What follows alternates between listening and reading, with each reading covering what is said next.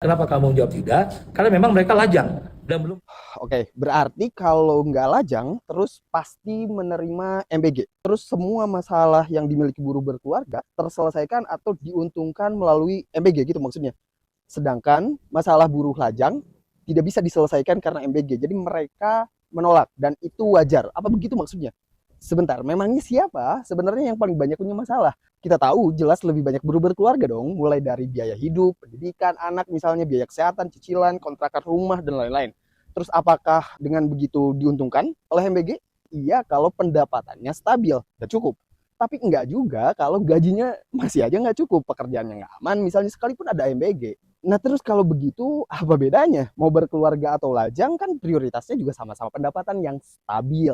Nah itu poinnya. Terus sekarang masalahnya di mana? Apa salahnya dengan jawaban lajang tadi? Ya tentu nggak masalah dengan alasan menolak MBG karena lajang misalnya. Ya masalahnya justru karena alasan lajang tadi digunakan sebagai dalih untuk mengatakan bahwa kalau yang berkeluarga pasti akan menerima MBG.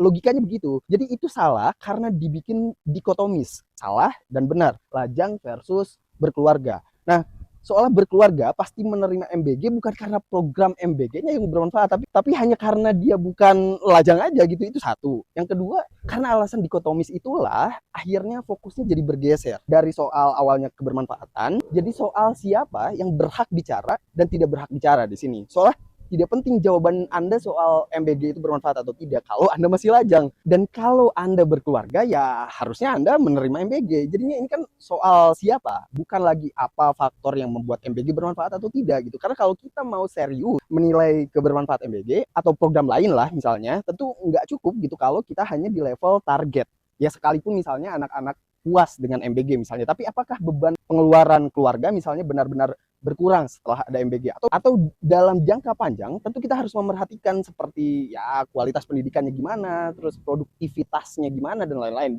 Dan bahkan kita perlu uji apakah kebermanfaatan MBG itu sesuai dengan pengorbanan yang selama ini dilakukan oleh rakyat, terutama efisiensi di banyak sektor. Jadi sebenarnya di balik kata tidak untuk MBG itu bukan soal suka dan tidak suka atau lajang dan berkeluarga gitu. Ya justru sebagian besar itu muncul dengan alasan untuk meminta pertanggungjawaban atau jaminan bahwa apakah MBG ini layak dilanjutkan di tengah kondisi ekonomi global dan domestik seperti sekarang. BTW kebermanfaatan MBG itu tidak runtuh hanya karena ada sekelompok orang yang bilang tidak kayak kemarin. Tapi justru kebermanfaatannya itu ditentukan setelahnya. Apakah pemerintah mau menjelaskan atau malah mengabaikannya hanya karena sekelompok lajang yang dianggap tidak punya kepentingan langsung. Gimana menurut kalian?